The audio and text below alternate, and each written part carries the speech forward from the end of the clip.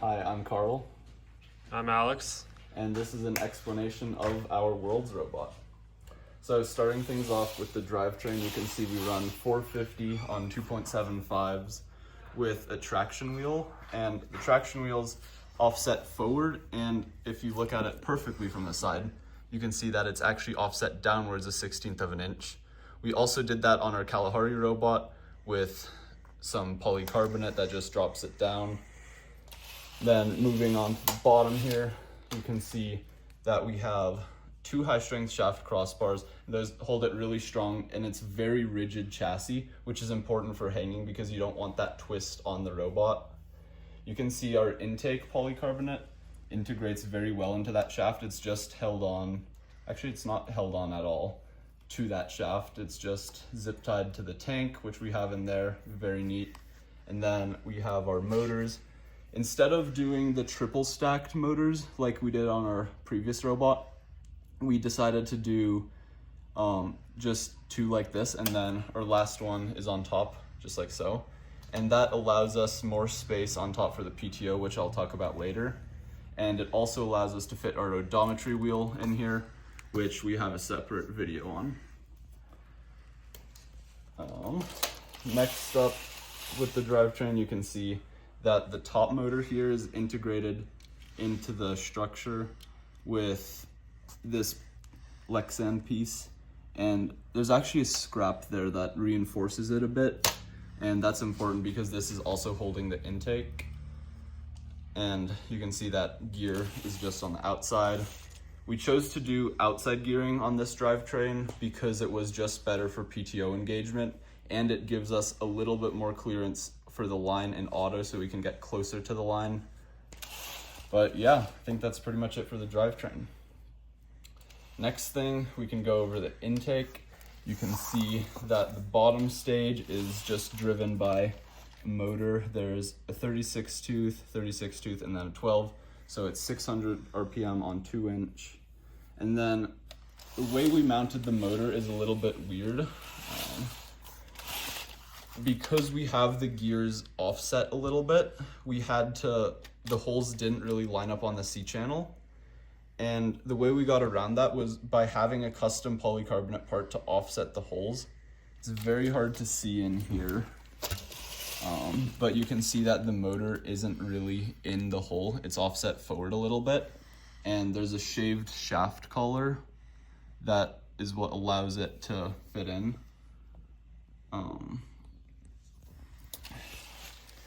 Next thing with the intake, the other really unique thing with the bottom stage of the intake is these polycarbonate hinges, I suppose. We also use those on our odometry wheel because they're very consistent over time, and it's also very, very robust. So you're not gonna have any additional friction over time. It's very robust against robot impacts. And then it also just integrated a lot better into the structure we had because of this 1x channel here. It's just a lot easier to add.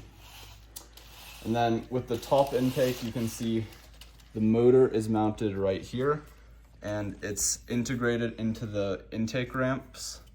The gearing is on the outside here. It's just a 36 to 12 tooth sprocket, and that gives us 600 RPM on the bottom roller, which we found to be a little too fast initially. So we actually have a custom sprocket in there. I don't know if you can see it too well, but it's a 10 tooth sprocket that we laser cut out of Delrin. So that just helps keep the intake at the perfect speed we want it, but it's also not adding too much friction with a complex gear ratio. We have 3 hooks on the entire top stage, and that was just really fast, really good at scoring. We used nylon screws on the tips to reduce the amount of energy and vibrations when the hooks were flinging, so that helped a little bit. And then on the top here, you can see we have these guides here. So not only do they guide the ring all away from the mobile stake so we can load our wall stake mechanism with a full goal, but they also mount that top roller. And because they're Delrin and they're really easy to mount, if we needed to change the tension in the intake, we could very easily recut, redesign those parts and change it without having to redesign any of the structure.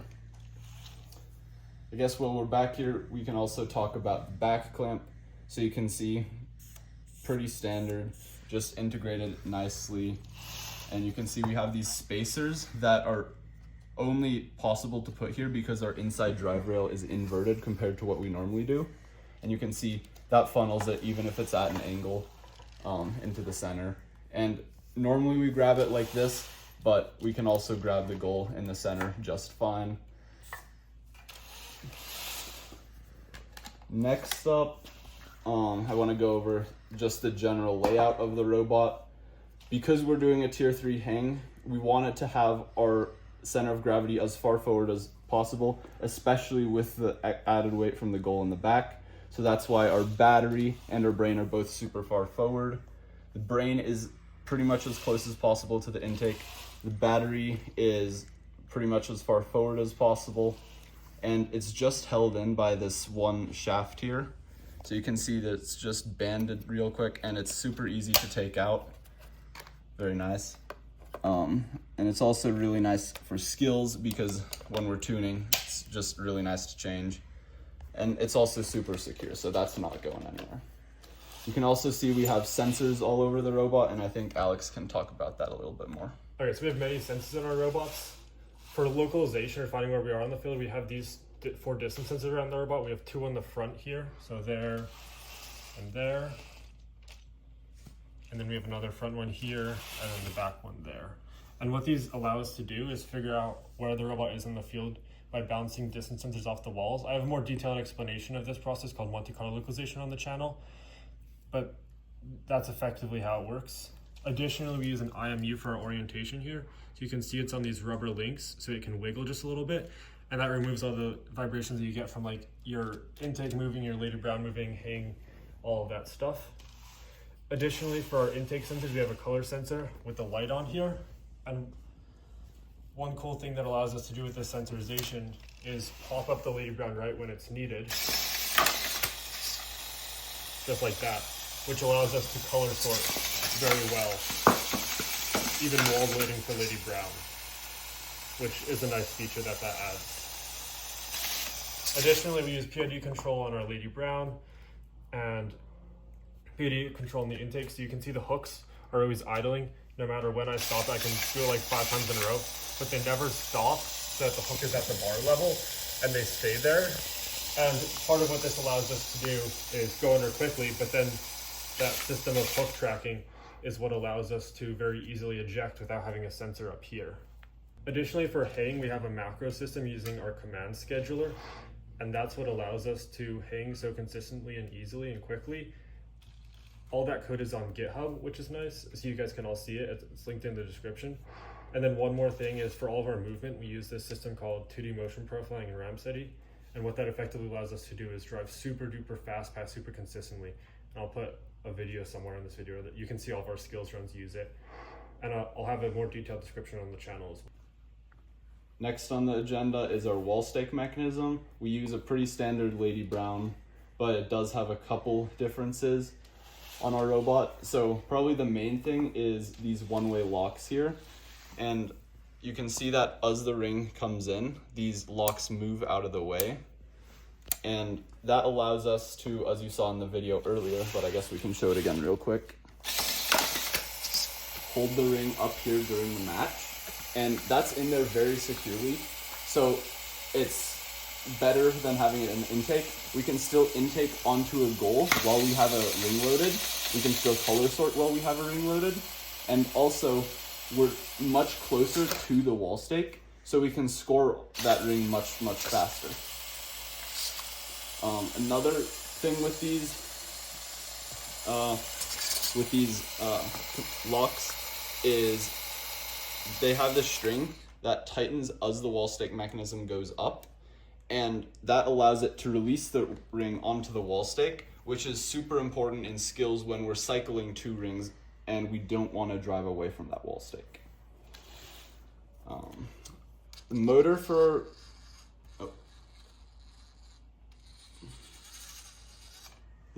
our wall stake mechanism is mounted up there. It's as light as possible, but it's also in a very compact spot, which we needed because of the hang. Obviously the bar sits right under here, so we couldn't have it any lower, and we were very limited in the space we could mount it. So everything with the motor is actually just on triple stacked polycarbonate with this outer layer serving as a shaft collar, because there's not enough tolerance to have a shaft collar otherwise. You can see the motor does wiggle a little bit, and especially when the arm moves, but it's not really a huge problem. The gears have never slipped even under defense, and especially because we have automatic reset of our wall stake mechanism during driver control, it wasn't a huge issue at all. Next thing I want to go over is just some general robot stuff. So you can see our wiring, it's all very managed. We have very low chance of getting snagged. We know where everything is. You can see all the stuff from this side just goes into the bottom of the brain, and it's the reverse for the other side. Everything's very secure.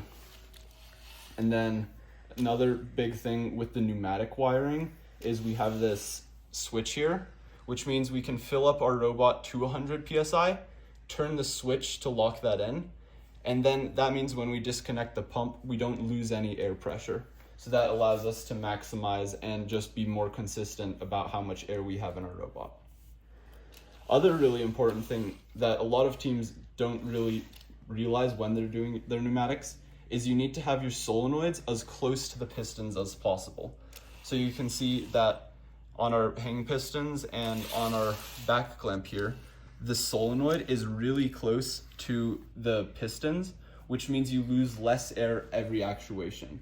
We only have one large reservoir on this robot, and we only use 2 psi every time we activate the back clamp. Next thing, I guess we can dive into the PTO here. You can see it's pretty simple. It's just one piston here, and we have these custom polycarbonate blocks down here that allow the standoff to sides slide smoothly. The main pusher disc is this larger Delrin, so that provides more force on the gear. And we also have the spacer that's thin enough to slide above the C channel, but it's also wide enough to constrain the gear from moving.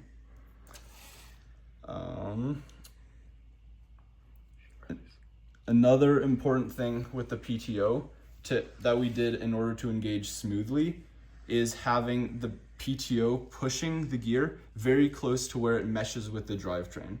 If you had it on top here, which we had on our last robot, it kind of twists the gear on the shaft, and that makes it very hard for the gear to slide. But having it super close to where the gear actually engages with the drivetrain helps make it a lot faster.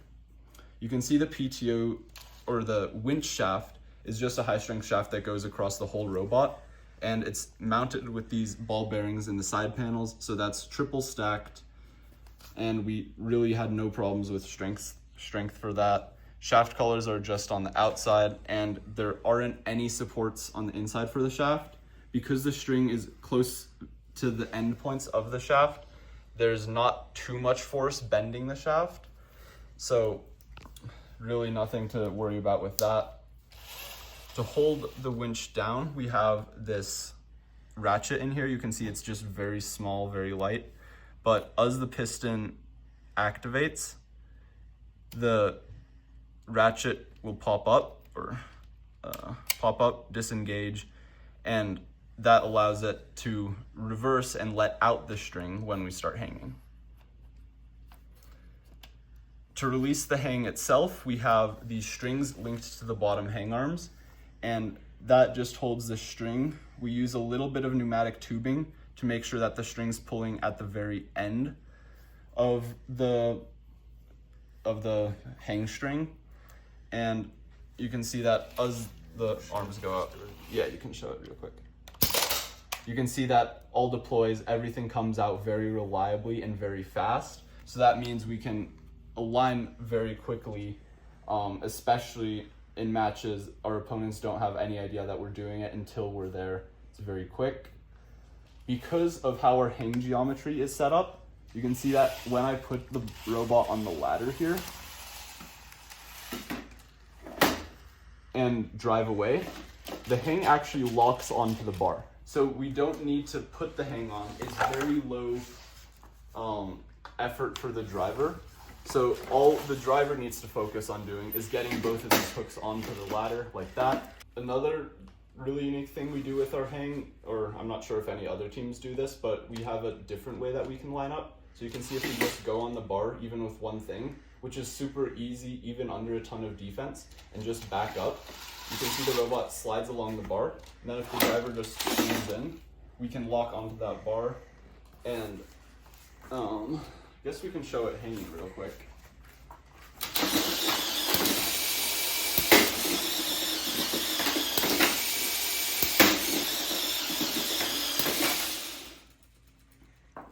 That's the macro there. So it's just one button, the driver has to hold it down, and then the robot does the entire motion automatically. Yeah, and the macro was one of the really big parts of getting the entire hang process reliable. Another really important thing was making sure we had a lot of engagement with this vertical bar, and that's ultimately why we decided to do the hang on just one side of the robot, because if we had that on the other side, I can show it real quick, we would be bumping over that rung, which caused a lot of problems for bouncing and consistency. And other thing that we really optimized with our hang was this piece here. And this allowed it to, when it was going around the rung, to kick out before getting there, pushing this polycarbonate part even further onto the rung, so we got even more engagement. And third thing here with the hardware is these hooks here. You can see that even if we shake the ladder a ton, it's on there super well. And pretty much every rung we climb, it locks on perfectly. And that's mostly due to the fact that these polycarbonate parts go over the flat face of the ladder here instead of just on the angled bit. And that makes it just so much more secure. And we really haven't had any problems with this robot slipping off or falling off any individual rung. So next thing I want to talk about is this thing. We really refined the shape of that a lot to hold on to the vertical rung. But with this on a normal robot, you wouldn't be able to get into the corner because it would touch the wall. And we needed to be able to clear the corner in Auton. So we solved this problem by having it pivoting. So you can see as we go into the corner, pivots in and allows us to get at least another inch into the corner and make it possible to corner clear. So you can see that pivoting right there. Pretty simple. Other thing that you'll notice is pretty weird about our robot is we don't have any kind of designated mechanism for clearing the corner. So we just use the intake, and by spinning it in reverse, we can get under that ring here. And once we drive in, the intake is not contacting this ring anymore because the ring is resting on this bar, which means we can intake that bottom ring. And we have a video of that we can put up real quick. And I think that's pretty much it for corner clear. Last final thing I want to talk about is making your robot durable. And we've done this pretty much throughout the whole season. Instead of optimizing for a super light robot, we chose to add a little bit more weight and make everything a lot more reliable during matches. In matches, you're gonna encounter lots of defense. You're gonna be in very rough situations. If something gets bent, especially with something rather sensitive like a tier 3 climb, you're pretty much screwed for the rest of the tournament. But having everything really robust, even if it means adding 2 or 3 pounds, is definitely worth it. That being said, you can be smart about where you add weight. Obviously, if something's super protected, you don't need to overbuild it. But if anything's on the outside of your robot, it should be very strong. So you can see these are all C channels here. Everything on the drive is protected. Everything's boxed through on the outside. And this is our robot after countless hours of operation, scrimmaging, all that, and it still is very fine. Nothing's bent noticeably at all. Yeah. Another thing that we should talk about is how integrated every part of the structure is together. And that allows us to keep the weight down even with all these things like tier 3, extra structure on the outside, all that. So you can see that just this one L channel, or I guess half cut, is connecting to the hang hooks, the wall stake mechanism, the bottom hang arm pivot, bottom hang arm pistons, and down here near the PTO and the drivetrain, we also have this intake C channel that runs across, and that's connected to the bottom of the intake, those Lexan pieces, and the back of the intake with this other half cut that connects top of the intake and back clamp all integrated into one. You'll see that also these polycarbonate parts house the motor, hold the Lady Brown, and are the hooks for hanging. This 5 wide connects the outside upright and the inside upright, and also the 5 wide mounts the brain and holds the battery. So lots of stuff there. You can see that by doing the smart bracing here for the upright, we can mount the intake on it, we can mount the motor on it, we can do all kinds of things without adding any additional weight to the robot. But yeah, I think that's pretty much it. If you have any questions, feel free to ask in the comments below. We'd be happy to answer them. And yeah, good luck next year. Thank you for watching.